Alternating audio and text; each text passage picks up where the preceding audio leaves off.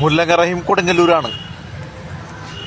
പ്രിയ സഹോദരങ്ങളെ, ഈ കൊട്ടിക്കളയുന്ന ബിരിയാണി ഒരു ചിക്കൻ ബിരിയാണിയോ മട്ടൻ ബിരിയാണിയോ എഗ് ബിരിയാണിയോ വെജിറ്റബിൾ ബിരിയാണിയോ അല്ല.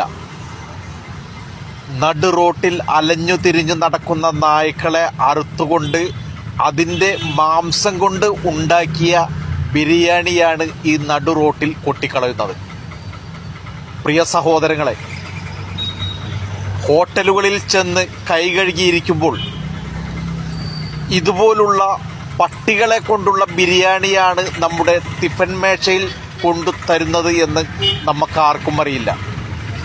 വിശ്വസനീയമായ ഹോട്ടലിൽ നിന്ന് മാത്രമേ നമ്മൾ ഭക്ഷണം കഴിക്കാവൂ. പരമാവധി വിശ്വസനീയമല്ലാത്ത ഹോട്ടലിൽ നിന്നും ഭക്ഷണം കഴിക്കുന്നതിന് വേണ്ടി ആരും ശ്രമിക്കുക അരുത്. ഇതുപോലെ പട്ടി ബിരിയാണി തിന്നേണ്ട ഒരു ഗതികേടിലേക്ക് നമ്മൾക്ക് പോകേണ്ടി വരും.